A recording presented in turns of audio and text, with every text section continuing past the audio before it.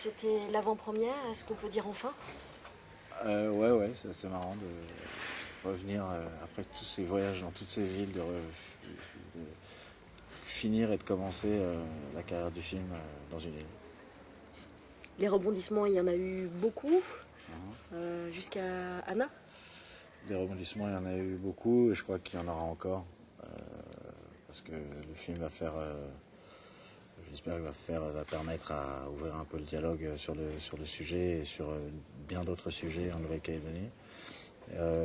Mais effectivement, ça a été une suite d'événements et d'aventures avant même de pouvoir commencer à envisager de tourner le film déjà.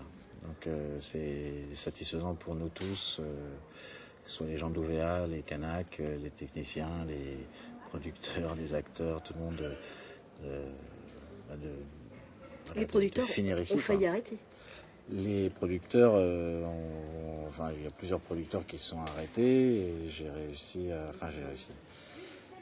J'ai eu l'inconscience d'aller jusqu'au bout et de trouver des producteurs qui ont eu l'inconscience de me suivre. Mais c'est des gens avec qui j'avais fait la haine avant, donc on était sur une grande confiance. Mais ouais, c'était une aventure à tous les niveaux et pour tous les gens qui ont participé, c'était quelque chose d'assez étonnant, qui arrive peu au cinéma, je pense. Qu'est-ce qui a fait que vous décidiez d'aller comme ça, un jour, vous occuper de l'histoire des Kanaks? Moi, n'importe qui tombe sur cette histoire n'importe quel cinéaste tombe sur une histoire comme celle-là, forcément ça lui titille l'envie d'aller raconter ça sur un écran. La chance que j'ai eue, la seule opportunité que j'ai eue par rapport au reste des gens qui ont eu l'envie, parce qu'il y a eu plusieurs personnes qui ont eu l'envie de raconter cette histoire, c'est que j'ai réussi à rentrer en contact avec les Kanaks et j'ai pris le temps, ce que peu de personnes peuvent se permettre de faire, et j'ai pu me permettre de prendre le temps de travailler sur le temps kanak et pas travailler sur le temps européen. Donc sur la parole? Sur la parole, moi, ce qui m'intéressait quand j'ai découvert les Kanaks, c'était au-delà de faire le film, c'était l'aventure de faire le film. Le film après, j'avais juste une obligation de faire un film balancé pour essayer de rétablir une vérité et que les gens comprennent ce qui s'est passé réellement pendant ces événements. Mais ma véritable ambition, elle était de le fabriquer, le film. Parce que c'est de là que vient la vraie aventure. Donc ça, j'ai été servi. Là, quand les gens se posent encore des questions, y a-t-il eu des exactions ou pas? Dans votre film, c'est clair. Je me suis beaucoup posé la question si on terminait les 30 dernières minutes du film dans le sang et la terreur, parce que ça s'est terminé donc par la mort de 19 Kanaks et aucun blessé, ce qui est très rare dans une position d'assaut. Normalement, il y a beaucoup de blessés, très peu de morts. Et là, il n'y a aucun blessé, tout le monde est mort. Donc effectivement, les exactions, moi je considère qu'il y a 19 exactions, puisque l'assaut n'aurait jamais dû être donné. Tout simplement parce que les négociations étaient en cours et que les deux parties avaient trouvé des terrains d'entente, donc il n'aurait jamais dû avoir d'assaut. Mais effectivement, il y a plusieurs versions. Au minimum, c'est trois exécutions et sinon ça peut monter jusqu'à beaucoup plus d'exécutions qui ont été commises après l'assaut. Je ne suis pas là pour dire combien il y en a, mais je suis là juste pour dire qu'il y en a eu, c'est tout. La seule ambition du film, c'était de rétablir le fait qu'il y en a eu. Après, dire qu'il y en a eu tant ou tant, que c'est cette personne, ça ne m'intéresse pas plus que ça. Ce qui est intéressant, c'est de savoir qu'il y en a eu, quoi. Voilà. Choisir de faire le film selon le point de vue et le journal que tenait Philippe Le Gorju, ça, c'était dès le départ votre ambition?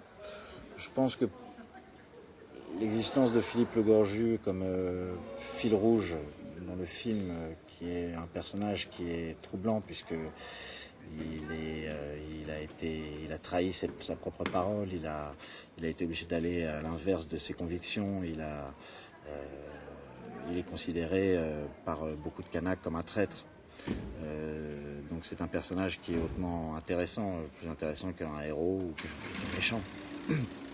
Et surtout, c'était un personnage qui a vécu tout.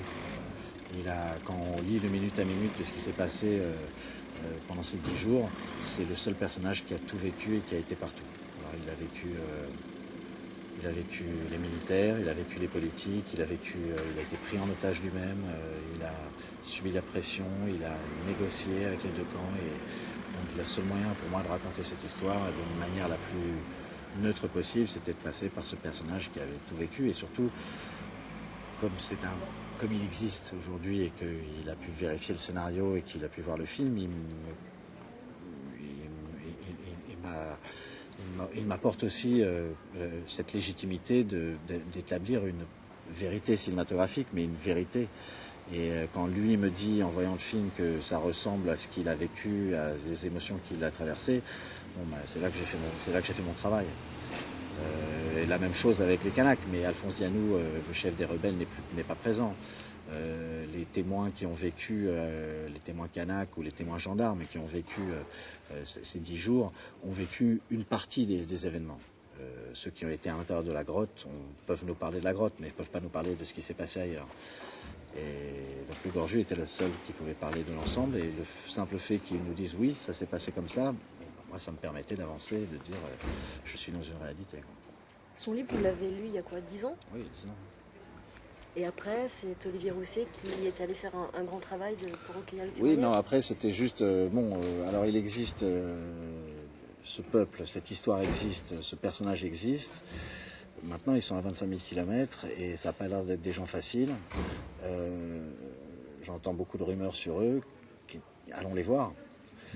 Et à partir du moment où on met le pied dedans et on va les voir et on dit qu'on aimerait éventuellement participer et raconter l'histoire, et qu'ils nous disent que ça va prendre peut-être 10 ans, on prend au début à la rigolade, mais 10 ans après, on s'est rendu compte qu'ils avaient raison, quoi.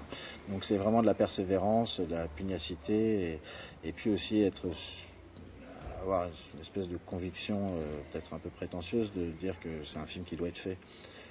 Voilà. Et j'avais tous les éléments pour pouvoir le faire, donc il ne fallait pas baisser les bras. J'ai baissé les bras plusieurs fois, mais on les a relevés souvent. Vous êtes bien entouré? Je suis très bien entouré, vraiment. Sur ce film, sinon j'aurais pas pu le faire. Que ce soit des Kanaks, les techniciens, la production, tout le monde, on a été extrêmement bien entouré. Les Kanaks, ce qui leur plaît, c'est qu'on ne peut pas trop vous gérer. Ah bon? Sauf eux. C'est ça que vous avez dit? Sauf eux. Sauf eux, ils ont dit ça? Ça va pas. Oui, non, on peut me gérer quand on est dans le juste, mais surtout quand le problème, c'est pas moi en tant que personnalité, que personne, de gérer mon ego. C'est pas ça le problème. C'est d'essayer de servir une cause et d'essayer de servir une histoire. Et il y a cette histoire avec un grand H qui n'est pas juste l'histoire de ces gens-là, mais qui appartient à l'histoire de France. Donc le problème n'était pas de... Je suis tout à fait gérable. Le seul truc, c'est que je veux être dans... J'ai des convictions, comme eux. Et c'est ça qui nous plaît, je crois, dans nos relations, c'est qu'ils sont intraitables dans leurs ambitions et dans la légitimité de leur combat. Et moi, je fais la même chose dans mon travail. Je considère faire un film comme ça, c'est une responsabilité énorme et c'est une mission énorme. Donc oui, je suis pas ingérable, je suis juste convaincu. Donc si j'arrive pas à convaincre les autres, c'est qu'il y a un problème. Et mon travail a été de les convaincre pendant 10 ans. Donc ils m'ont testé pendant 10 ans. Forcément qu'ils m'aiment bien aujourd'hui puisque j'ai réussi à faire le film. S'ils m'aimaient pas, j'aurais pas pu faire le film. Comment vous vous êtes préparé à incarner le Gorju? J'ai beaucoup parlé avec Philippe, beaucoup parlé du personnage, beaucoup parlé de ce qu'il a vécu, parce que je me suis fait ma propre histoire.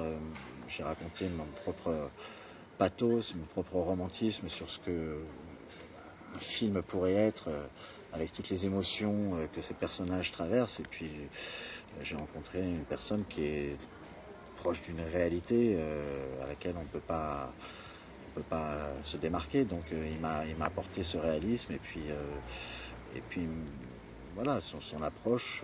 C'est le travail d'un acteur, le travail d'un réalisateur, c'est d'essayer de comprendre les causes et les effets, mais surtout les causes. Donc qui sont ces gens-là, pourquoi ils sont comme ça, qu'est-ce qu'ils défendent, et puis à partir de là, et puis comment ils travaillent, comment ils vivent. À partir de là, tu fabriques ton personnage. Mais c'est marrant parce que j'étais parti sur quelqu'un d'assez révolté, un peu comme moi.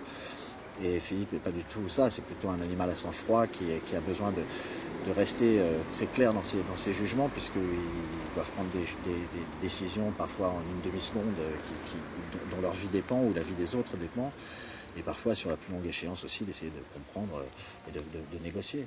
Donc c'est très intéressant de rencontrer ces gens-là qui sont des gens, quoi qu'il se passe, exceptionnels. Nous sommes en Bretagne. Bienvenue en Bretagne. Il pleut. Le 16 août, le 20 août, il pleut.